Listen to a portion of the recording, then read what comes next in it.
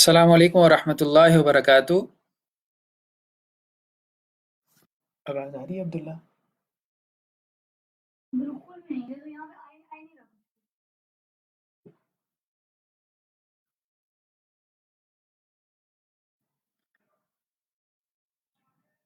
السلام علیکم ورحمۃ اللہ وبرکاتہ۔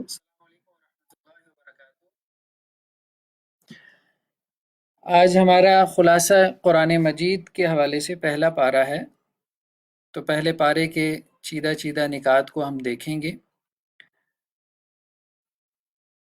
قرآن مجید کی جب بھی ہم تلاوت کرتے ہیں تو ہم اعوذ باللہ من الشیطان الرجیم پڑھتے ہیں، جس کو ہم تعوذ کہتے ہیں اصطلاح میں۔ تو قرآن مجید نے خود بھی تعوذ کا حکم دیا کہ فَإِذَا قَرَأْتَ الْقُرْآنَ فَاسْتَعِذْ بِاللَّهِ مِنَ الشَّيْطَانِ الرَّجِيمِ، جب بھی آپ قرآن مجید پڑھیں تو آپ شیطان مردود سے اللہ کی پناہ مانگ لیا کریں۔ تو تعوذ کے پیچھے حکمت یہ ہے کہ شیطان نے جب وہ گمراہ ہوا اور اس نے اللہ تعالیٰ کو چیلنج کیا تو اس وقت اللہ کے سامنے اس نے یہ بات کہی تھی کہ آپ نے جو سیدھا رستہ اپنے بندوں کے لیے مقرر کیا ہے، تو میں ان کے دائیں سے، ان کے بائیں سے، ان کے آگے سے، ان کے پیچھے سے آ کے ان کو گمراہ کرنے کی کوشش کروں گا۔ وَلَا تَجِدُ أَكْثَرَهُمْ شَاكِرِينَ، اور اے اللہ آپ کے بندوں میں سے اکثر جو ہے وہ آپ کے شکر گزار بندے نہیں بنیں گے۔ تو اس لیے اللہ تعالیٰ نے ہمیں حکم دیا ہے خاص طور پہ قرآن مجید کی تلاوت کرتے ہوئے کہ ہم اعوذ باللہ من الشیطان الرجیم پڑھ لیا کریں، تاکہ قرآن کی تلاوت کے دوران شیطان کے جو اثرات ہیں، شیطان کے جو وساوس ہیں، اس سے ہم جو ہے وہ محفوظ رہیں۔ اس کے علاوہ بھی مطلب یہ بات بہت کامن ہے، سمجھ میں آتی ہے کہ اگر کوئی کتا آپ کے اوپر بھونکتا ہے تو ایک تو یہ ہے کہ آپ پتھر اٹھا کے اس کتے کو ماریں، اس کے ساتھ الجھ پڑیں، اور دوسرا یہ ہے کہ آپ اس کتے کے مالک کو آواز دیں کہ بھائی اس کو آپ باندھ کے رکھیں۔ تو اسی طرح سے معاملہ شیاطین کا بھی ہے، یہ بھی انسانوں کے ساتھ ان کا معاملہ وہی ہے جیسا کہ کتوں کا جو معاملہ ہوتا ہے۔ تو جب بھی کسی شیطان کی طرف سے کوئی وسوسہ، کوئی ایسی جو ہے وہ چوک لگ جائے تو اس وقت اللہ سے پناہ میں آ جانا چاہیے اس شیطان مردود سے۔ تو یہ تعوذ کی حکمت ہے، یعنی اللہ سے اللہ کی پناہ مانگتے رہو شیطان مردود سے۔ دوسرا، قرآن مجید کی تلاوت کے وقت ہم بسم اللہ پڑھتے ہیں، جس کو تسمیہ کہا جاتا ہے۔ تسمیہ کی اہمیت کا اس بات سے اندازہ لگایا جا سکتا ہے کہ سب سے پہلی آیت جو رسول اللہ صلی اللہ علیہ وسلم پہ نازل ہوئی، اس میں اللہ کے رسول کو حکم دیا گیا اقرأ بسم ربک الذی خلق۔ پھر رسول اللہ صلی اللہ علیہ وسلم نے خاص طور پہ تعلیم دی صحابہ کرام کو کہ جب بھی کوئی کام کریں تو بسم اللہ پڑھ کے کریں۔ تو ہر کام کے اندر بسم اللہ پڑھنے کی جو حکمت ہے، ایک تو حکمت یہ ہے کہ برکت پیدا ہو جاتی ہے بسم اللہ پڑھنے سے۔ دوسرا یہ ہے کہ جب آپ نے کسی کام کے شروع میں اللہ کا نام لے لیا تو اب آپ کوشش کریں گے کہ آپ اس کام میں معصیت سے، گناہ سے بچ سکیں۔ بہت سارے کاموں کو جب ہم شروع کرتے ہیں تو چونکہ اللہ تعالیٰ کا استظہار نہیں ہوتا، اللہ تعالیٰ ہمارے ذہن میں حاضر نہیں رہتے، تو انسان گناہ کی طرف مائل ہو جاتا ہے۔ تو بسم اللہ گویا کہ توجہ دلاتی ہے ہمیں ہر کام کے شروع کرنے سے پہلے کہ اس کام میں ہم اللہ کو یاد رکھیں۔ تو گویا ہمارے کرنے کا کام یہ ہے کہ شعور کے ساتھ ہم بسم اللہ پڑھ کے ہر کام کا آغاز کریں گے تو بہت سارے کاموں کے اندر گناہ سے ہم بچ جائیں گے انشاءاللہ عز و جل۔ سورہ فاتحہ سے قرآن مجید کا آغاز ہوتا ہے، اور اس کو قرآن مجید نے سبع من المثانی، یعنی 7 ایسی آیات جو بار بار دہرائی جانے والی ہیں، والقرآن العظیم، اور قرآن عظیم کہا ہے سورہ فاتحہ کو۔ اور سورہ فاتحہ کی فضیلت میں بہت ساری روایات ہمیں ملتی ہیں، ان میں سے ایک بہت اہم روایت حضرت ابو ہریرہ رضی اللہ عنہ سے ہے کہ اللہ کے رسول صلی اللہ علیہ وسلم نے فرمایا کہ اللہ تعالیٰ یہ کہتے ہیں، یعنی یہ حدیث قدسی ہے کہ اللہ تعالیٰ یہ کہتے ہیں کہ میں نے نماز کو اپنے اور اپنے بندوں کے درمیان تقسیم کر دیا۔ تو جب بندہ الحمدللہ رب العالمین کہتا ہے تو اللہ تعالیٰ اس کا جواب دیتے ہوئے کہتے ہیں کہ میرے بندے نے میری حمد بیان کی، اور جب بندہ الرحمن الرحیم کہتا ہے تو اللہ تعالیٰ اس کا جواب دیتے ہوئے کہتے ہیں کہ میرے بندے نے میری ثنا بیان کی، اور جب بندہ کہتا ہے مالک یوم الدین تو اللہ تعالیٰ کہتے ہیں کہ میرے بندے نے میری بزرگی بیان کی۔ یعنی سورہ فاتحہ میں گویا کہ ایک ایک آیت پہ اللہ کی طرف سے جواب آ رہا ہوتا ہے بندے کو، جب کہ بندہ جو ہے وہ شعور کے ساتھ اس کی تلاوت کر رہا ہو۔ مطلب اپنی کنسنٹریشن کے ساتھ، توجہ کے ساتھ، یا جسے ہم احسان کہتے ہیں اس کے ساتھ. اور جب بندہ کہتا ہے ایاک نعبد و ایاک نستعین، تو اللہ سبحانہ و تعالیٰ کہتے ہیں کہ یہ میرے اور میرے بندے کے درمیان یہ آیت تقسیم ہے. یعنی میرے بندے نے کہا ہے کہ میں اللہ کی عبادت کروں گا، تو اب اس کے جواب میں اللہ اس کی مدد. اور جب بندہ یہ کہتا ہے اہدنا الصراط المستقیم، یعنی اللہ سے سیدھا راستہ مانگتا ہے، تو پھر اللہ تعالیٰ کہتے ہیں کہ ھذا لعبدی، یہ جو آیت ہے، یہ جو آخری آیات ہیں، یہ میرے بندے کے لیے ہیں. تو میرے بندے نے جو مجھ سے سوال کیا میں نے اس کو عطا کیا. یعنی اس نے مجھ سے صراط مستقیم مانگا، سیدھے راستے کی ہدایت مانگی، میں نے اسے سیدھا راستہ دے دیا. تو سورہ فاتحہ کی مطلب کہنے کا مقصد یہ ہے کہ فضیلت میں بہت ساری روایات ہیں جن کا اس وقت ہم احصاء نہیں کر سکتے. سورہ فاتحہ نہ صرف سورہ بقرہ کے لیے بلکہ پورے قرآن مجید کے لیے آپ کہہ لیں کہ ایک اوپننگ سورہ ہے، ایک تمہید ہے، ایک پریفیس ہے. سورہ فاتحہ کی اہمیت قرآن مجید میں ایسی ہے جیسے کسی کتاب میں اس کتاب کے مقدمے کی اہمیت ہوتی ہے. تو اس لیے ہم دیکھتے ہیں کہ نماز کی ہر رکعت کے اندر سورہ فاتحہ پڑھنے کا حکم دیا گیا. اس سے اس کی اہمیت کا اندازہ لگایا جا سکتا ہے کہ نماز کی ہر رکعت میں سورہ فاتحہ کو رکھا گیا ہے. تو بہرحال اس سورہ فاتحہ کے بہت سارے نام بھی آتے ہیں، اور یہ بیماریوں سے شفا بھی ہے، اور بھی اس کے بہت سارے فضائل جو ہے وہ ہمیں روایات میں ملتے ہیں. اس کے بعد سورہ البقرہ ہے. سورہ بقرہ کے بھی بہت سارے فضائل ہمیں روایات میں ملتے ہیں. صحیح مسلم کی روایت میں ہے کہ اللہ کے رسول نے کہا کہ اپنے گھروں کو قبریں مت بناؤ، اور جس گھر میں جو ہے وہ سورہ بقرہ پڑھی جاتی ہے اس میں شیطان داخل نہیں ہو سکتا. اسی طرح سے سورہ بقرہ کے اندر اگر ہم دیکھیں تو تقریباً جو ہے وہ 286 کے قریب اس کی آیات ہیں، 286، اور یہ 4 حصوں پر مشتمل ہے. انہی حصوں کے اوپر جو ہے وہ ہم گفتگو کریں گے آگے چل کے. پہلا حصہ جو ہے وہ تقریباً 40 آیات کا، اس میں تمہیدی گفتگو کی گئی ہے. دوسرا حصہ ہے اس میں جو ایک بڑا حصہ ہے اس میں یہودیوں سے خطاب کیا گیا ہے، قوم یہود سے. یعنی پہلے پارے کا اکثر و بیشتر حصہ اس میں یہودیوں سے خطاب ہے، کیونکہ مدینہ کے اندر یہودی ایک بڑی قوم تھے، 3 ان کے بڑے قبیلے آباد تھے، تو ان سے خطاب کیا گیا. تیسرا حصہ جو ہے وہ مسلمانوں سے خطاب کا ہے، جو خاص طور پہ دوسرے پارے کا حصہ ہے. اس میں مختلف جو ہے وہ قوانین اور شریعہ سے متعلق مختلف احکامات کو بیان کیا گیا. اور آخر میں 2 آیات ہیں جس کو ہم اس سورہ مبارکہ کا اختتامیہ کہہ سکتے ہیں. تو اس سورہ مبارکہ کا جو ہے وہ آغاز ہوتا ہے کہ رسول اللہ صلی اللہ علیہ وسلم نے جب دعوت دی، تو اللہ کے رسول صلی اللہ علیہ وسلم کی دعوت کے نتیجے میں وہ 3 طبقات پیدا ہوئی ہے. آج بھی جب بھی کوئی تحریک کھڑی ہوگی، جب بھی کوئی جو ہے وہ دعوت معاشرے کے اندر رکھی جائے گی، تو 3 قسم کے طبقات جو ہے وہ ہمارے سامنے آئیں گے.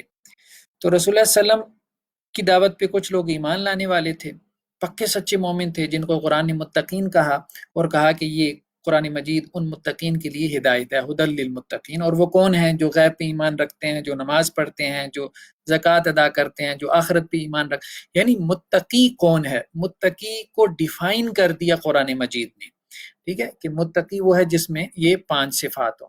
اس کے بعد کفار کی بات آ گئی کہ کفار کا معاملہ کیا ہے کہ اب ان کو سمجھائیں نہ سمجھائیں ان کو کوئی فرق پڑنے والا نہیں ہے. یہ کفار کی جو ہے وہ معروف صفت بیان کی ہے کہ انسان کے اوپر جو ہے وہ حق بات اثر کرنا ہی چھوڑ دے، سننا نہ سننا اس کے لیے برابر ہو جائے. تو یہ گویا کہ کافروں والی صفات ہے. اس کے بعد منافقین کا تذکرہ کیا گیا 2 رکوعوں کے اندر تفصیل کے ساتھ. تو یہ گویا کہ تیسرا ایک گروہ تھا منافقین کا. ایک تو وہ جو پکے سچے ایمان لانے والے تھے، دوسرے وہ جو نبی کی دعوت کا انکار کرنے والے تھے، اور تیسرے وہ جو بظاہر ایمان لے آئے لیکن دل سے ایمان نہیں لائے تھے. تو اللہ تعالیٰ نے ان کی صفات اور ان کے کردار کو کھول کے یہاں پہ بیان کیا ہے، اور خاص طور پہ ڈرایا ہے کہ یہ کردار جو ہے، چونکہ کلمہ گو مسلمانوں کے اندر پیدا ہوتا ہے تو اس لیے اس سے ڈرتے رہنا چاہیے. کلمہ گو مسلمانوں کو مطلب اپنے اوپر غور کرتے رہنا چاہیے کہ کہیں ان میں نفاق کی صفات تو نہیں آ رہی. اس کے بعد جو اگلا رکوع ہے اس کا آغاز ہوتا ہے یا ایھا الناس اعبدوا ربکم الذی خلقکم. اللہ تعالیٰ نے دعوت دی ہے تمام نوع انسانی کو کہ تم اللہ کی عبادت کرو. کس لیے اللہ کی عبادت کرو؟ بھائی کیوں اللہ کی عبادت کرو؟ کیونکہ اللہ نے تمہیں پیدا کیا. کہ وہ تمہارا کریٹر ہے، وہ تمہارا خالق ہے. یعنی اللہ نے صرف مطالبہ نہیں کیا بلکہ یہ ہے کہ اس مطالبے کو لاجے سائز بھی کیا ہے. چونکہ وہ تمہارا خالق ہے، اس نے تمہیں پیدا کیا ہے، اس لیے تم اس کی عبادت کرو. اس کے بعد اگلے رکوع کے اندر ہم دیکھتے ہیں انسانی زندگی کی ابتدا اور انتہا کے حوالے سے پورا رکوع جو ہے، یہ خاص طور پہ جس رکوع کے اندر حضرت آدم علیہ السلام کے خلیفہ بنانے کا تذکرہ ہے. وَإِذْ قَالَ رَبُّكَ لِلْمَلَائِكَةِ إِنِّي جَاعِلٌ فِي الْأَرْضِ خلیفہ. تو گویا کہ انسانی زندگی کا کی ابتدا کیا ہے، اس کی انتہا کیا ہے، انسان کہاں سے آ گیا ہے اس دنیا میں. ظاہری بات ہے انسان کو جو سوالات پیدا ہوئے اس دنیا میں، ان بڑے سوالات میں سے ایک سوال یہ بھی تھا کہ وہ کہاں سے آیا ہے. مطلب مریخ سے ٹپک پڑا ہے، کوئی بارش کے قطرے کے ساتھ لٹک کے زمین پہ پلانٹ ارتھ پہ آ گیا ہے، کہاں سے آ گیا، کوئی ایلینز کی نسل ہے، کیا ہے، ایوولوشن ہوا ہے، خود سے پیدا ہو گیا ہے، یا اس کا کوئی کریٹر ہے، خالق ہے، کہاں سے آ گیا یہ. تو یہ تو ایک بڑی حقیقت ہے نا کہ ہم اس پلانٹ ارتھ کے اوپر موجود ہیں، تو کہیں سے ہماری انٹری ہوئی، کہیں سے ہماری ایگزٹ ہونی ہے. تو اللہ تعالیٰ نے وہ پورا ایک نیریٹو بیان کر دیا ہے کہ ایک مسلمان کے لیے ابتدا اور انتہا، یہ چیز اس کے لیے واضح ہونی چاہیے کہ کیسے انسان کی ابتدا ہوئی. اللہ تعالیٰ نے آدم کا پتلا بنایا، ان میں روح پھونک دی. اس سے پہلے جو ہے وہ جنات تھے، جنات سے پہلے فرشتے تھے. اللہ نے فرشتوں کو حکم دیا کہ آدم کو سجدہ کریں، وہ پورا واقعہ بیان ہوا ہے. تو ابلیس نے انکار کیا، اس کو اللہ نے راندہ درگاہ کر دیا. پھر اللہ تعالیٰ نے جو ہے وہ حضرت آدم علیہ السلام کو جنت میں رکھا، اما حوا کو پیدا کیا، ان کو بھی ان کے ساتھ رکھا. ایک درخت کا پھل کھانے سے منع کیا، وہ انہوں نے کھا لیا. شیطان کے وسوسے میں آ کے اللہ تعالیٰ نے دنیا میں بھیج دیا ایک وقت تک کے لیے، اور ساتھ میں یہ کہا کہ میں تمہیں دنیا میں بھیج رہا ہوں. حضرت آدم اور حوا کو جب دنیا میں بھیجا گیا تو ساتھ میں کیا کہا کہ تمہیں دنیا میں بھیجا جا رہا ہے، تو اب میں اپنے رسول بھیجوں گا، اپنی کتابیں بھیجوں گا. تو جنہوں نے میرے رسول اور کتابوں کے مطابق زندگی گزاری تو وہ کامیاب ہوں گے. ان کی ایگزٹ کیا ہوگی؟ جنت کی طرف ہوگی. یعنی انٹری تو ایک ہی ہے لیکن ایگزٹ کے دروازے دو ہیں، ٹھیک ہے، یا جنت میں ہے یا جہنم میں ہے، اس کے علاوہ کوئی تیسری آپشن نہیں ہے. اس کے بعد جو ہے وہ ہم دیکھتے ہیں، یعنی یہ تو قرآن مجید کے پہلے سورہ بقرہ کے یا پہلے پارے کے شروع کے جو ہے وہ 3-4 رکوع تھے. اس کے بعد ہم جب دیکھتے ہیں کہ جب پہلا پاؤ ختم ہوتا ہے 1/4، اس کے بعد سے یہود سے خطاب شروع ہوتا ہے، اور پھر مسلسل پہلے پارے کے آخر تک یہود سے خطاب چل رہا ہے. تو یہود کو پہلے پارے کے اندر بہت زیادہ ملامت کی گئی. اللہ تعالیٰ نے ایک تو یہ ہے کہ اپنے احسانات جتلائے ہیں، اور ان کے اوپر اللہ تعالیٰ کے جو بڑے بڑے احسانات ہیں، اور خاص طور پہ مصر کے اندر جب یہ تھے، مصر میں آل فرعون نے ان کو اپنا غلام بنایا ہوا تھا. تو آل فرعون جو ہے وہ ان کے اوپر طرح طرح کے مظالم ڈھاتے تھے. تو اللہ تعالیٰ نے حضرت موسیٰ کو مبعوث کیا. حضرت موسیٰ علیہ السلام ان کو مصر سے نکال کے فلسطین جو ہے، جو انبیاء کی سرزمین تھی، وہاں پہ لے کے آئے. تو مصر سے جب یہ نکلے ہیں فلسطین کی طرف، تو رستے میں ایک بہت بڑا صحرا ہے جسے سینائی پیننسولا کہتے ہیں، صحرائے سینا کہتے ہیں. تو مصر سے لے کے فلسطین تک اس صحرا میں جب انہوں نے سفر کیا ہے، اور سالوں سفر کیا ہے، اور یہ لاکھوں میں تھے، تو اب جب انہیں بھوک لگی تو اللہ تعالیٰ نے من و سلوہ اتار دیا. پیاس لگی تو اللہ تعالیٰ نے حضرت موسیٰ کو کہا کہ آپ چٹان کے اوپر اپنا عصا ماریں، تو 12 چشمے پھوٹ پڑے. ہر قبیلے کا ایک چشمہ تھا، یہودیوں کے 12 قبیلے تھے. جب انہوں نے کہا جی ہمیں تو دھوپ لگ رہی ہے، تو اللہ تعالیٰ نے بادلوں کو حکم دیا، وہ انہوں نے ان کے اوپر سایہ کر لیا. تو اللہ تعالیٰ نے گویا ان کے اوپر اتنی نعمتیں کی. تو اللہ تعالیٰ نے ان سب نعمتوں کو جتلایا، اور پھر یہودیوں کو کہا کہ دیکھو اللہ نے تمہارے ساتھ کیا کیا. اللہ تعالیٰ تمہیں غلامی سے نکال کے لایا، پھر صحرا میں اللہ نے تمہیں مطلب کیسے کیسے تمہارے لاڈ اٹھائے. جب تم نے کہا کہ جی اللہ گوشت کھا کھا کے اکتا گئے ہیں، تو اللہ تعالیٰ نے جو ہے وہ پھر تمہیں سبزیاں اور سب کچھ، یہ سب کچھ. تو لیکن اس کے باوجود بھی تم اللہ کی نافرمانی کی طرف جاتے رہے، اللہ کی کتاب میں تم تحریف کرتے رہے، تم آخری رسول کے اوپر ایمان نہیں لا رہے، تم آخری کتاب کو جو ہے وہ اللہ کی کتاب نہیں مان رہے. تو گویا بہت زیادہ جو ہے وہ ملامت کی گئی ہے یہود کو، اور ان کو کہا گیا کہ دیکھو تم نبیوں کی اولاد ہو. بیسیکلی تو یہ حضرت یعقوب علیہ السلام کی اولاد میں سے ہے نا. حضرت یعقوب کے 12 بیٹے تھے، تو 12 بیٹوں سے جو آگے نسل چلی ہے وہی یہودی کہلاتے ہیں. تو یہودی بیسیکلی جو ہے وہ نسلی مذہب ہے. جو کنورٹڈ یہودی ہوتا ہے اس کو تو وہ یہودی مانتے بھی نہیں ہیں. تو اللہ تعالیٰ نے اپنی نعمتوں کا جو ہے وہ خاص طور پہ ان کو احساس کروایا ہے کہ میری نعمتوں کے بدلے میں اگر تم شکر گزار بندہ بننے چاہتے ہو تو تمہیں تو پہلے اللہ کے نبی صلی اللہ علیہ وسلم پہ ایمان لانا چاہیے تھا. تم تو کتاب کو ماننے والے تھے, تم تو رسولوں کو ماننے والے تھے, تمہیں تو پتہ تھا نبوت اور رسالت کیا ہوتی ہے, تمہارے لیے تو یہ کوئی نئی چیز نہیں تھی. ٹھیک, تو یہ اس طرح سے یہود کو جو ہے وہ ملامت کا کام کیا گیا. اس میں ایک اہم حدیث ہے آگے بڑھنے سے پہلے. اب آگے جو یہ 8-9 رکوع ہیں, ان 8-9 رکوعوں کے اندر یہود سے خطاب میں اللہ تعالیٰ نے کچھ چیزوں کو ہائی لائٹ کیا ہے. جو اللہ نے چیزیں ہائی لائٹ کی ہیں وہ 10 ہیں. ان 10 چیزوں کو ہم ابھی دیکھتے ہیں. لیکن کہنے کا مقصد یہ ہے کہ وہ جو 10 چیزیں ہیں جن کو اللہ تعالیٰ نے ہائی لائٹ کیا ہے, جن کو ہم 10 ضابطوں کے نام سے بیان کریں گے, تو اس میں عام چیز امت مسلمہ کے لیے یہ ہے کہ کیا اس امت میں بھی تو وہ 10 خرابیاں نہیں پیدا ہو گئیں جو آل یہود میں پیدا ہوئی تھی. اللہ کے رسول صلی اللہ علیہ وسلم کی ایک حدیث ہے حضرت عبداللہ بن عمر بن العاص سے, یہ جس کا ٹیکسٹ آپ کے سامنے شو ہو رہا ہے, کہ اللہ کے رسول صلی اللہ علیہ وسلم نے کہا کہ میری امت پہ ہر وہ حال طاری ہوگا, میری امت پہ ہر قسم کے وہ حالات آئیں گے جو بنی اسرائیل یعنی یہودیوں پہ آئے, اور میری امت جو ہے وہ ایسے یہود کی پیروی کرے گی, ان کے نقش قدم پہ چلے گی جیسے ایک جوتا دوسرے جوتے کے متشابہ ہوتا ہے, یعنی اس سے ملتا جلتا ہے. اور اللہ کے رسول نے یہ بھی کہا کہ اگر یہودیوں میں کوئی ایسا پیدا ہوا جس نے اپنی ماں سے زنا کیا تو میری امت میں بھی کوئی ایسا بدبخت پیدا ہوگا. اور یہ کہا کہ یہودیوں میں جو ہے وہ 72 فرقے پیدا ہوئی ہے, تو میری امت میں 73 پیدا ہوں گے. تو اللہ کے رسول صلی اللہ علیہ وسلم نے فرمایا کہ وہ سب آگ میں جائیں گے سوائے ایک کے. تو صحابہ نے کہا اللہ کے رسول وہ کون ہوں گے؟ تو اللہ کے رسول نے کہا جس پہ میں اور میرے صحابہ ہوں. تو اس سے سنت کی بھی اہمیت واضح ہوتی ہے اور صحابہ کی بھی اہمیت واضح ہوتی ہے کہ اللہ کے رسول نے فرمایا کہ جنت میں جانے والے وہ ہیں کہ جو سنت کے اوپر ہیں, رسول اللہ صلی اللہ علیہ وسلم کی سنت پر ہیں, اور صحابہ کے منہج پہ ہیں. اور صحابہ کے منہج پہ وہی ہوگا نا جو صحابہ سے محبت رکھنے والا ہوگا, جو صحابہ کی قدر کرنے والا ہوگا, جو صحابہ سے تعلق رکھنے والا ہوگا. تو اللہ کے رسول صلی اللہ علیہ وسلم اور صحابہ, یہ ایک آپ صلی اللہ علیہ وسلم فرمایا فرقہ وہ ہے جو کہ جنت میں جانے والا ہے. تو اہم بات یہ ہے رسول اللہ صلی اللہ علیہ وسلم کی اس حدیث کی روشنی میں کہ اللہ کے رسول نے پہلے سے ہمیں یہ ڈرا دیا ہے کہ میری امت میں یہ روش پیدا نہ ہو جو کہ یہودیوں میں پیدا ہوئی تھی, تو اس سے بچتے رہنا چاہیے.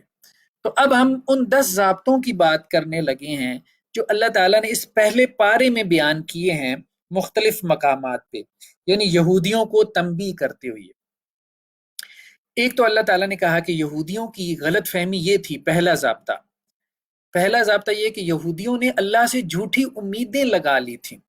جھوٹی امیدیں جیسے وہ کہتے تھے نحن ابناء اللہ و احباؤہ, ہم اللہ کے بیٹے ہیں, یعنی کہتے تھے نا ہم تو سید زادے ہیں, ہم تو انبیاء کی نسل میں سے ہیں. تو کون ہے جو مطلب جنت تو اللہ تعالیٰ نے ہمارے لیے بنائی ہے, کون ہے جو ہم سے جنت کو روک سکتا ہے؟ تو وہ اپنے آپ کو سید زادہ سمجھتے تھے بھی حضرت یعقوب کی نسل میں سے, اس میں تو کوئی شک نہیں. تو اللہ تعالیٰ نے کہا کوئی نسبت کام نہیں آئے گی, جاؤ دوڑ جاؤ, اللہ سے ایسی جھوٹی امیدیں لگانے کا کوئی فائدہ نہیں. تو اللہ تعالیٰ نے ان پہ تنقید کرتی, انہیں کرٹیسائز کرتی کیا کہا, وَمِنْهُمْ أُمِّيُّونَ لَا يَعْلَمُونَ الْكِتَابِ, یہ ان پڑھ لوگ ہیں, اللہ کی کتاب کو جانتے نہیں ہیں, یعنی تورات کو, الا امانی, کچھ ان کی خواہشات ہیں, اور وَإِنْهُمْ إِلَّا يَظُنُّونَ, اور اللہ کے بارے میں ان کے گمان ہیں, بڑی امیدیں لگا رکھی ہیں جیسے اللہ نے ان کے لیے جنت تیار کر رکھی ہے. تو یہود بیسیکلی اس لیے گمراہ ہو گئے کہ انہوں نے اللہ سے جھوٹی امیدیں لگائیں. تو اگر یہ امت بھی اللہ سے جھوٹی امیدیں لگا لے گی, اچھا وہ جو اللہ سے جھوٹی امیدیں لگا رہے تھے اس کے پیچھے بنیاد کیا تھی کہ ہم تو نبی کی نسل میں سے ہیں, تو ہمارے ہاں ایک تو اس وجہ سے جھوٹی امیدیں اللہ سے لگ جاتی ہیں جی ہم تو سید زادے ہیں, ہمیں کیا عمل کرنے کی ضرورت ہے, اور دوسری جھوٹی امیدیں اس وجہ سے لگائی جاتی ہیں کہ جی ہم تو رسول اللہ صلی اللہ علیہ وسلم کی امتی ہیں, اللہ کے رسول کا امتی جو ہے وہ جنت میں نہیں جائے گا تو کون جائے گا, رسول اللہ صلی اللہ علیہ وسلم تو ہماری شفاعت کریں گے. اللہ تعالیٰ نے جھوٹی امیدوں کو ختم کیا ہے, اور ساتھ میں یہ بتایا کہ یہ جھوٹی امیدیں جو ہے وہ یہود نے بھی لگائی ہوئی تھیں, تو اس امت کو بھی اللہ سے جھوٹی امیدیں نہیں لگانی, سچی امید لگاؤ. سچی امید وہ ہوتی ہے جو تمہارے عمل کی بنیاد پہ قائم. دوسرا ضابطہ اللہ تعالیٰ نے یہ کہا ہے کہ گناہ کبیرہ پر جو اصرار ہے نا, یہ یعنی انسسٹ کرنا, یہ کفر تک پہنچا دیتا ہے. تو یہودی جو ہے وہ گناہ کرتے تھے، اور بعض ان کے گناہ ایسے تھے کہ وہ بس اب جیسے انہوں نے اس سے نکلنا ہی نہیں ہے، تو گناہ کبیرہ ہو جائے ٹھیک ہے، اللہ تعالیٰ سے معافی مانگ لے، پھر ہو جائے پھر معافی مانگ لے، پھر ہو جائے پھر معافی مانگ لے، لیکن انسان گناہ کبیرہ کی دلدل میں پھنس جائے اور اس سے نکل ہی نہ پائے تو یہ چیز اس کو کفر تک پہنچا سکتی ہے، تو یہ نہیں ہونا چاہیے۔ اور یہ رویہ جو ہے وہ یہودیوں کے اندر تھا کہ وہ کچھ گناہ کبیرہ کا ارتکاب کرتے تھے اور پھر اس گناہ کو وہ ہلکا سمجھ لیتے تھے، اور اس گناہ کو ہلکا سمجھنے کی وجہ سے اب وہ اس گناہ سے نکل ہی نہیں پاتے تھے، ٹھیک ہے، یعنی ساری زندگی اس گناہ میں وہ لتھڑے رہے، تو یہ چیز پھر ان کو جو ہے وہ کفریہ رویوں تک پہنچا دیتی تھی۔ تو اللہ عز و جل نے جو ہے وہ فرمایا بلا من کسب سیئۃ وحاطت بہ خطیئۃ فاولئک اصحاب النار هم فیہا خالدون، کہ جس نے کوئی بڑی بڑی گمراہی یا بڑا گناہ کمایا اور اس کے گناہ نے اس کا احاطہ کر لیا، یعنی جس نے کوئی کبیرہ گناہ کیا اور اب وہ اس گناہ کے اندر جو ہے وہ بس اب ساری زندگی اس گناہ کے ساتھ چل رہا ہے، ساری زندگی اس گناہ کے ساتھ چل رہا ہے، تو یہ لوگ وہ ہیں جو کہ آگ والے ہیں اور اس میں وہ ہمیشہ ہمیش رہیں گے۔ تو گناہ کبیرہ ہو جائے اللہ سے معافی مانگ لے، توبہ کر لے، لیکن یہ کیا کہ انسان کی ساری زندگی گناہ کبیرہ کے ساتھ گزر جائے۔ ایک آدمی کی عمر جو ہے وہ 70-80 سال ہے، 70-80 سال جو ہے وہ اس نے جو ہے وہ شراب کے ساتھ گزار دی، ٹھیک ہے، تو یہ بہت بڑی چیز ہے، یہ چیز جو ہے وہ انسان کو کفر تک لے جا سکتی ہے۔ اللہ تعالیٰ نے اس سے ڈرایا ہے کہ گناہ کبیرہ پہ اصرار سے جو ہے وہ ڈرتے رہو، اس سے بچتے رہو۔ تیسرا ضابطہ اللہ تعالیٰ نے کیا بیان کیا، یعنی یہودیوں کے اندر ایک اور خرابی پیدا یہ ہوئی تھی کہ وہ یہودی بعض کتاب کے اوپر ایمان لے کے آتے تھے اور بعض کتاب کا انکار کرتے تھے، یعنی تورات کے بعض حکموں پہ ایمان لاتے تھے، بعض کا انکار کر دیتے تھے، یا تورات کے بعض حکموں پہ عمل کرتے تھے، بعض کا انکار کر دیتے تھے۔ تورات کے جو حکم ان کو آسان لگتے تھے اس کو مان لیتے تھے، جو مشکل لگتے تھے ان کا انکار کر دیتے تھے۔ تو اللہ تعالیٰ نے اس پہ کہا افتؤمنون ببعض الکتاب وتکفرون ببعض، کیا تم اللہ کی کتاب کے بعض احکامات کو مانتے ہو اور بعض کا انکار کرتے ہو؟ تو اس شخص کی کیا جزا ہے جو یہ تقسیم پیدا کرے، اس کی جزا کیا ہے کہ دنیا میں بھی رسوا ہوگا اور قیامت والے دن اسے شدید ترین عذاب کا نشانہ بنایا جائے گا۔ تو اب آپ دیکھیں کہ یہی روش اگر امت مسلمہ میں پیدا ہو جائے، مطلب امت مسلمہ کو بھی ڈرتے رہنا چاہیے کہ قرآن مجید کے یہ احکامات آسان ہے، چلے نماز پڑھنا ذکر کرنا آسان ہے تو ہم اس پہ عمل کر لیں، اب پردہ کرنا بڑا مشکل کام ہے بھائی، سود سے بچنا تو بڑا مشکل کام ہے، حلال کمانا تو مشکل کام ہے بھائی، یہ تو نہیں ہو سکتا، یہ نہیں، مطلب تسبیحات پھیرنا آسان کام ہے، تسبیح پھیرتے جاؤ، ذکر کرتے جاؤ، لیکن یہ ہے کہ حرام سے بچنا مشکل ہے، سود سے بچنا مشکل ہے، تو وہ تو مجھ سے نہیں ہو سکتا، پردہ کرنا مشکل لگتا ہے، بد نظری سے بچنا مشکل لگتا ہے، وہ مجھ سے نہیں ہو سکتا۔ اس طرح نہیں ہونا چاہیے، مطلب انسان کو اللہ سے اس حوالے سے ڈرتے رہنا چاہیے کہ یہ نہیں کہ جزوی دین جو ہے وہ اس کو وہ اڈاپٹ کر لے، جیسے قرآن نے کہا نا ادخلوا فی السلم کافہ، دین میں پورے پورے جو ہے وہ داخل ہو جاؤ، اگر دین کی برکات چاہتے ہو نا تو پھر دین میں پورے پورے داخل ہو جاؤ، انشاءاللہ سے اس کی برکات جو ہے وہ تمہیں پہنچیں گی،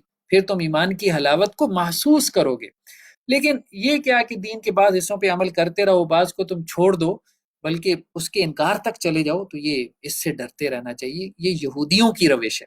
چوتھا ضابطہ اللہ تعالیٰ نے کیا بیان کیا کہ بھائی صرف اپنے فرقے کے حق پر نہیں بلکہ حق پر ایمان لاؤ۔ جب یہودیوں کو کہا جاتا نا کہ بھائی جو اللہ نے نازل کیا قرآن اس پہ بھی ایمان لے کے آؤ، تو وہ کیا کہتے؟ قالوا نؤمن بما انزل الینا، بھائی ہم تو صرف اس وحی پہ ایمان لائیں گے جو موسیٰ پہ نازل ہوئی ہم پہ، یعنی یہودیوں پہ، ویکفرون بما وراء، جو محمد صلی اللہ علیہ وسلم پہ وحی نازل ہوئی ہم اس کو کیوں مانیں۔ اب یہ یہودیوں میں تھا، یعنی وہ اپنی رسول کو تو مانتے ہیں، موسیٰ کو تو مانتے ہیں، موسیٰ پہ نازل ہونے والی کتاب تورات کو بھی مانتے ہیں، لیکن جب انہیں کہا جاتا ہے کہ اسی اللہ نے جس نے موسیٰ پہ تورات نازل کی محمد صلی اللہ علیہ وسلم پہ قرآن نازل کیا، اس کو بھی مانو، تو وہ کہتے ہیں نہیں ہم نہیں مانیں گے۔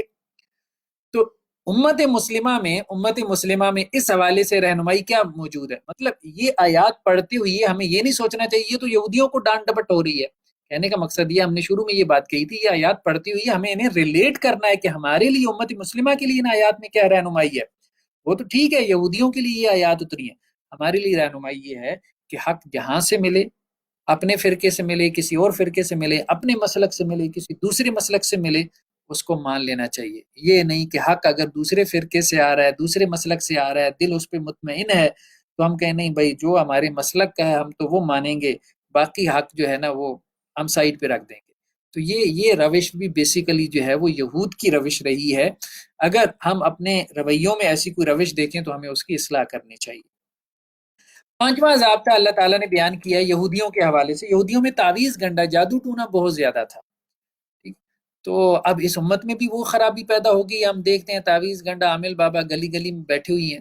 تو اللہ عز و جل نے کہا کہ یہ جو لوگ تعویذ گنڈا کرتے ہیں، تو اللہ تعالیٰ نے اس کے حوالے سے ایک ضابطہ بیان کیا کہ جس نے یہ جادو ٹونا تعویذ گنڈا کیا، جیسے میاں بیوی میں جدائی کرنے کے لیے قرآن نے کہا ہے میاں بیوی میں جدائی ڈالنے کے لیے یہ ایسا کرتے ہیں، اور آج کل میں بھی ایسا ہوتا ہے اور بہت ہو رہا ہے، میاں بیوی میں لڑائی کرنے کے لیے، سیپریشن کے لیے، اور مطلب دوسرے کا کاروبار تباہ کرنے کے لیے۔ تو فرمایا ما لہ فی الآخرۃ من خلاق، آخرت میں اس کا کوئی حصہ نہیں، آخرت میں اس کو کچھ نہیں ملے گا۔ بلکہ رسول اللہ صلی اللہ علیہ وسلم نے تو یہاں تک فرمایا کہ جادو ٹونا کرنا یہ تو کفر ہے، اور آپ صلی اللہ علیہ وسلم نے کہا کہ اس کی سزا کیا ہے کہ اس کی گردن اڑا دی جائے۔ تو سحر جو ہے وہ اتنا بڑا گناہ ہے، یہ انسان کو دائرہ اسلام سے نکال دیتا ہے۔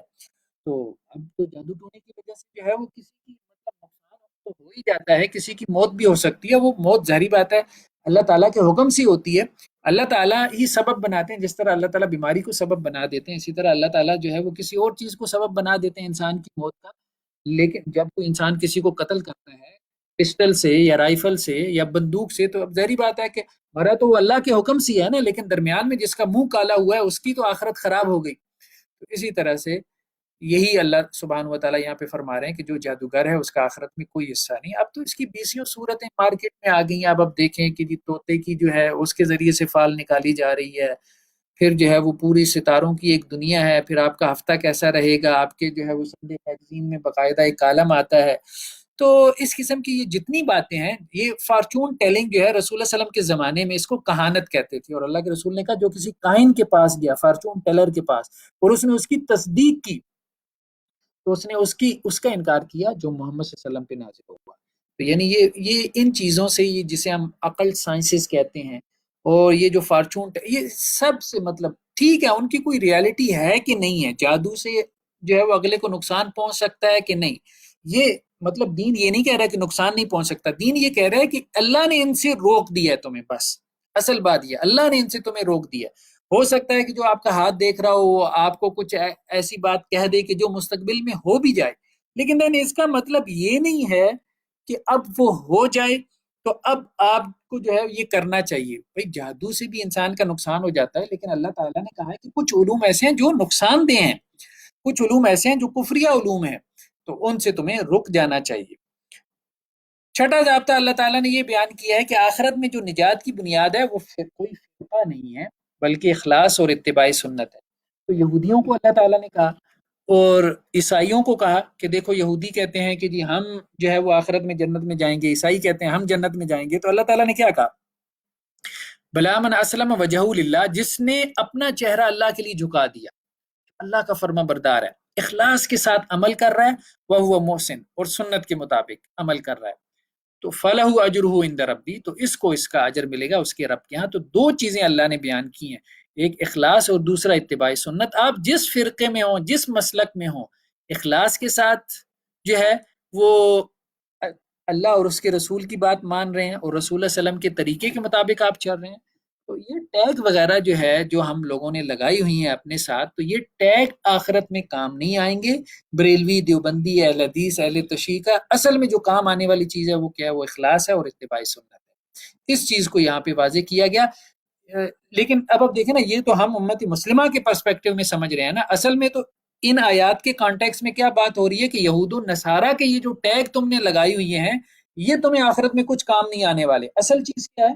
اصل چیز یہ ہے کہ تم اخلاص اور اتباع سنت کے ساتھ کچھ کر کے دنیا سے چلے جاؤ۔ ساتواں ضابطہ جو ہے وہ اللہ تعالیٰ نے یہ بیان کیا کہ دوسرے فرقوں کی مکمل نفی نہ کرو اور انہیں اپنی عبادت گاہ سے مت روکو۔ جیسے یہود و نصارہ کیا کرتے تھے؟ وقالت الیہود لیست النصارى علی شیء، یہودیوں نے کہا بھئی عیسائیوں کے پاس تو کچھ بھی نہیں ہے. وقالت النصارى لیست الیہود علی شیء، عیسائیوں نے کہا یہودیوں کے پاس کچھ نہیں ہے. ٹھیک ہے. اور اسی طرح سے جو مشرکین مکہ تھے انہوں نے کہا بھئی یہود و نصارہ دونوں کے پاس کچھ نہیں ہے. تو اللہ تعالیٰ نے یہ بات کہی ہے کہ بھائی اس طرح سے تم لوگ نہ کرو، مطلب ایک دوسرے کی فرقے کی اس طرح سے نفی نہ کرو، اور اس کی بنیاد پہ جو ہے وہ اپنی عبادت گاہ سے دوسروں کو نہ روکو. تو یہ یہود النصارہ اپنی عبادت گاہوں سے ایک دوسرے کو روکا کرتے تھے نا. تو ہمارے لیے اس امت کے لیے رہنمائی کیا ہے؟ امت کے لیے رہنمائی کیا ہے کہ ہر فرقے میں اللہ تعالیٰ نے کچھ نہ کچھ خیر رکھ دی ہے، ہر مسلک میں اللہ تعالیٰ نے کچھ نہ کچھ خیر رکھ دی ہے. تو آپ اس خیر کو اپریشیٹ کرنے والے بنیں. ٹھیک ہے دوسرے مسلک سے آپ کو بہت سارے اختلافات ہیں، لیکن ان میں کوئی ایک آدھی تو اچھی خاصیت ہوگی نا کوئی، تو آپ اس کا اقرار کریں. اور دوسری بات یہ ہے کہ ایک مسلک والے دوسرے مسلک والوں کو اپنی عبادت گاہوں سے نہ روکیں. جیسے قرآن نے آگے کہا ہے نا ومن اظلم ممن منع مساجد اللہ، اس سے بڑا ظالم کون ہوگا جو لوگوں کو اللہ کی مساجد سے روکے. اور 8واں ضابطہ کیا بیان کیا ہے اللہ تعالیٰ نے مسلمانوں کو کہ دیکھو یہ یہود النصارہ تم سے کبھی راضی نہیں ہوں گے. ولن ترضى عنك اليهود ولا النصارى حتى تتبع ملتهم، یہ یہود النصارہ تم سے ہرگز راضی نہیں ہوں گے یہاں تک کہ تم ان کے دین کی پیروی کرو. تو یہود النصارہ اب آج آپ دیکھ لیں اس کو انٹرنیشنل سینیریو میں آپ دیکھ لیں. اب امریکہ جو ہے وہ کب جو ہے وہ پاکستان سے راضی ہوتا ہے؟ وہ تو کہتے ہیں ڈو مور مطلب اور کرو اور کرو. ایک یہ بھی ہے. دوسرا یہ ہے کہ ہم اپنے امت مسلمہ کے آپ اس میں پس منظر میں اس چیز کو سمجھنے کی کوشش کریں تو ایک فرقے والے دوسرے فرقے سے کبھی بھی راضی نہیں ہوتے جب تک کہ وہ، اب آپ دیکھیں نا ایک فرقے میں بعض اوقات ایک معتدل عالمی دین ہوتا ہے جو دوسرے فرقے کے بارے میں کچھ نہ کچھ جو ہے وہ حق بات کر دیا کرتا ہے، لیکن دوسرے فرقے والے وہ اس کی حق بات کو کیا کرتے ہیں، وہ اس کو اپریشیٹ نہیں کرتے. وہ کہتے ہیں جب تک یہ ہمارے جیسا پورا نہ ہو جائے نا تو ہمیں اس کا یہ چھوٹا موٹا جو ہے نا وہ ہماری اپریسیشن جو ہے وہ ہمارے لیے قابل قبول نہیں ہے. تو یہ سارے رویے جو ہے وہ اگر آپ دیکھیں سوسائٹی میں تو آپ کو یہ چیزیں نظر آتی ہیں. 9واں ضابطہ کیا بیان کیا کہ کتاب کو ماننے والے جو لوگ ہیں وہ کتاب کی تلاوت کا حق ادا کرتے ہیں. فرمایا الذین آتیناہم الکتاب یتلونہ حق تلاوتہ، جو کتاب کو مانتے ہیں تو وہ کتاب کی تلاوت ایسے کرتے ہیں کہ جیسے اس کی تلاوت کا حق ادا کرتے ہیں. تو یہ بہت ضروری ہے. تو یہود جو ہے انہوں نے تو تورات کی تلاوت کا حق ادا نہیں کیا، تو اس امت کو تلاوت کا حق جو ہے وہ ادا کرنا چاہیے. اور 10واں ضابطہ کیا بیان فرمایا؟ وہ یہ بیان فرمایا کہ آخرت میں کوئی نسبت تمہیں کام نہیں آئے گی، تمہارے بزرگوں کی، تمہارے آبا و اجداد کی، تمہارے بڑوں کی، چاہے وہ کتنی ہی نیک کیوں نہ ہو. تو یہ یہودیوں کو کہا گیا کہ دیکھو تم ٹھیک ہے آل یعقوب ہو، تم ابراہیم کی نسل میں سے ہو، تم اسحاق کی نسل میں سے ہو، تم جو ہے وہ یعقوب علیہ الصلوۃ والسلام کی نسل میں سے ہو، لیکن تلک امت قد خلت، یہ انبیاء کی ایک جماعت تھی گزر گئی، لا ما کسبت ولکم ما کسبتم، جو ان انبیاء نے نیک اعمال کیے انہیں آخرت میں اس کا بدلہ ملے گا، لیکن تمہیں وہ بدلہ ملے گا جو تم نے کیا ہے. ولا تسالون عما كانوا يعملون، جو وہ انبیاء کرتے رہے تم سے نہیں پوچھا جائے گا کہ انہوں نے کیا نیکیاں کی ہیں، تم سے یہ پوچھا جائے گا بھئی تم کیا کر کے لائے. یہ بہت ضروری ہے. رسول اللہ صلی اللہ علیہ وسلم کی بعض احادیث بھی ایسی ملتی ہیں کہ جس میں آپ نے اپنی بیٹی کو فاطمہ رضی اللہ عنہا کو مخاطب کرتے ہوئے کہا کہ اے فاطمہ بنت محمد بس نیک اعمال کر لیں، آخرت میں اگر آپ کے پاس نیک اعمال نہیں ہیں تو میں اللہ کے مقابلے میں آپ کے کچھ کام نہیں آؤں گا. تو قرآن مجید میں ہم دیکھتے ہیں کہ رسول اللہ، قرآن مجید میں ہم دیکھتے ہیں دو انبیاء جلیل القدر انبیاء کا تذکرہ ہے، حضرت نوح علیہ السلام کا، حضرت لوط علیہ السلام کا، کہ ان دونوں کی جو بیویاں تھیں وہ ایمان نہیں لائیں. تو اب نبی کی بیوی ہونا ان کو کوئی فائدہ نہ دے سکی، اور اس دنیا میں ہی جو ہے وہ اس مغضوب علیہم قوم کے ساتھ جو ہے وہ عذاب کا شکار ہو گئیں، اور آخرت میں بھی جو ہے وہ ان کے لیے نجات نہیں ہے. تو یہ جو نسبت ہے یہ نسبت اسی وقت کام آتی ہے، قرآن مجید نے اس بات پہ زور دیا ہے، یہ جو نسبت ہے آخرت میں اسی وقت کام آئے گی جب پیچھے کوئی عمل موجود ہوگا، اور اگر عمل نہیں ہوگا تو پھر یہ نسبتیں کچھ کام نہیں آئیں گی. تو یہ پہلے پارے کے حوالے سے جو ہے یہ 10 ضابطے یا 10 آیات تھیں جن کو ہم نے دیکھا ہے کہ اللہ تعالیٰ نے پہلے پارے کے اندر یہود سے خطاب کیا ہے اور یہود کو کچھ چیزوں کی طرف توجہ دلائی ہے، اور اس امت مسلمہ کے لیے سبق یہ ہے کہ وہ یہ دیکھے کہ جن چیزوں پہ یہود کو توجہ دلائی جا رہی ہے کہیں وہ چیزیں، وہ برے رویے، وہ برے ایٹیچیوڈ وہ بری سوچ وہ کہیں اس امت میں تو کسی طبقے میں پیدا نہیں ہو رہی، اگر ہو رہی ہے تو اس کی اصلاح کی کوشش کیجیے۔ اس کی وجہ یہ ہے کہ رسول اللہ صلی اللہ علیہ وسلم نے بھی ہمیں ڈرایا ہے کہ میری امت میں وہ تمام روشیں پیدا ہوں گی جو کہ یہود میں پیدا ہوئی تھیں۔ تو اللہ سے دعا ہے کہ اللہ تعالیٰ جو باتیں کہی گئی ہیں سنی گئی ہیں ہم سب کو اس پہ عمل کی توفیق عطا فرمائے۔ صدق اللہ العظیم۔